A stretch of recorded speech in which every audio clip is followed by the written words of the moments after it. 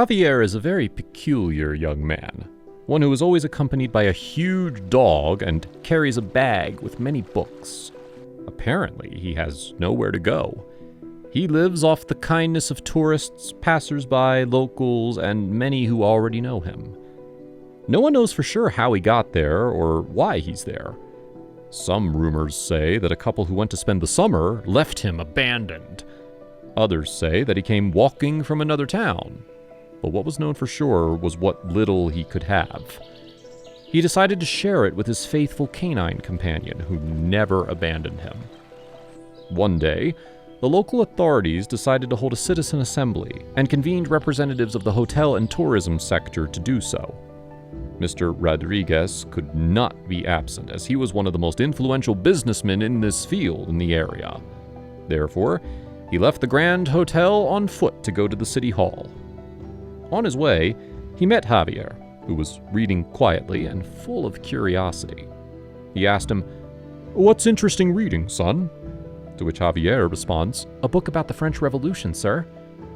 Stunned, the businessman inquires about obtaining his books, only to discover that many times what hinders many and ends up being discarded was used by a child with great curiosity and a desire to learn that few had. He was, however, so pleased with his discovery that he called his hotel restaurant and told him that Javier would be coming, give him anything he asks for. Hanging up the phone, he told him that he wanted the young man to eat well today, not just leftovers, and asked him to go to the hotel where they waited for him. Javier showed his deepest appreciation and accepted his invitation. Immediately afterward, he said goodbye, as his interlocutor must attend to his responsibility. Days go by, and Javier, who had a stroke of luck at that time, had to continue looking for a way to survive. Although he would continue reading, he would continue to carry with him the responsibility of said faithful four-legged companion who never leaves him. While he fights in the streets, Mr. Rodriguez leads his own fight in his tourist compound. Being the owner of a hotel can be a tough job, something that requires a lot of responsibility and commitment. Stress is often present, and Mr. Rodriguez, who felt exhausted and with great pressure on his chest, decided to go to the entrance to get some fresh air, only to collapse on the floor. Not many moments later, it seemed that his body had given way. Faced with such a scene, people came to his aid. But it would be Javier, who was seeing what was happening from afar, who rushed to give him a hand. When he finally arrived at the place and asked people to move away, upon seeing who it was, they ignored it. However, his dog began to jump and bark, and as a result, people were forced to disperse. The boy took the pulse in the neck, just as he had learned in a first aid book, only to find that Mr. Rodriguez's heart had stopped beating. With great determination, and without anyone being able to stop him, he placed his hands on his chest and performed cardiopulmonary resuscitation massage. Immediately recovering the businessman's consciousness, the ambulance someone had called arrived and they took him away. But Mr. Rodriguez was able to see the young man was the one who had managed to save his life. While in the hospital recovering, he began to reflect and realized the potential that Javier has. He'd been able to give him first aid, and he was a boy who had never even been to school. Mr. Rodriguez felt indebted indeed. At least he expected at that time that death was going to take him away without warning. But his life had been saved thanks to Javier's love of reading and intelligence. He might not have anything material, but the boy was gifted with something much more important.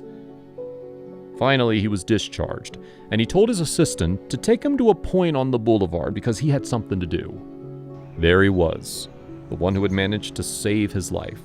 And upon locating him, he decided to lower the car window and say, "Javier, come with me." "What do you want from me, sir?" the boy answered with curiosity. "You saved my life through your intelligence. I must thank you properly," he responded. "Well, don't worry, it was nothing. You don't owe me anything," Javier responded. "I insist. Come with me tonight. You will sleep in a bed, and bring your pet if you want," Mr. Rodriguez stated decisively. Needless to say, that night was very different for Javier. He was learning what a bed, a shower, clean clothes, and someone's true goodness were. Mr. Rodriguez decided to talk with him. They spent long hours talking about various topics. The boy was brilliant, and he had a lot to talk about. He even corrected data that he believed to be true. The businessman saw the potential and decided to offer him a job. So from that moment on, Javier started working as a lifeguard in the pool at the Grand Hotel. He would receive a salary, and he could eat for free there. But in addition, the businessman would also grant him a humble but decent residence. He would never again allow him to be in need. Mr. Rodriguez was very skilled in the hotel business. Therefore, he would open new hotels in different tourist centers of the country over the years.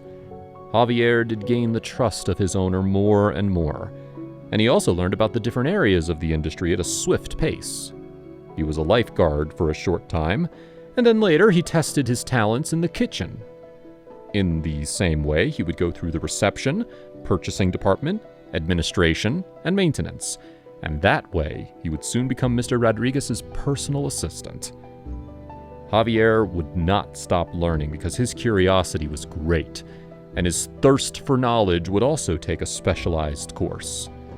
He would continue to choose a lot, and now, as an assistant, he would shake up with all kinds of people. He would also see different lifestyles, cultures, customs, and new teachings. He would be interested in other languages. He would get good tips. He would buy his first house and his first car. Eventually, he would also fall in love with a guest, and she would reciprocate. Now, at first, Mr. Rodriguez would not see this with good eyes, coming to claim him for it. However, he would understand that beyond professional ethics were feelings. He was also part of this environment. At the end of the day, we're all human beings. Therefore, little by little, he would stop seeing the relationship badly and let it flourish. Given that the chain continued to grow and new managers would be needed, considering that the now adult Javier knew several languages thanks to what he read and his practices with the guests after being under their tutelage for years, he had now managed to obtain a very extensive, good knowledge of the hotel area. Mr. Rodriguez made the decision to give Javier the responsibility of his life. At just 22 years old, he would now become the CEO of the new Grand Hotel on the West Coast. Well, although his age was relatively small for such a position, he was the aptest to assume something that he probably could not even dream of. Without much hesitation, he accepted with great gratitude towards his boss. Now, more than ever, he had become some kind of a father figure. Mr. Rodriguez had welcomed him and trusted him, valued his potential, and trained him to reach the top. Intelligence is something that may not be so easily seen. Many times people are silent because of shyness, isolated for various reasons, or underestimated as Javier may have been at the time, just for living on the street, just for not being included in the social dynamic. But nevertheless, he was a true genius. Who knows how many hidden, brilliant minds there are out there? What do you think of this story? If you were in such a position, would you help the homeless boy and his dog? Let us know in the comments below.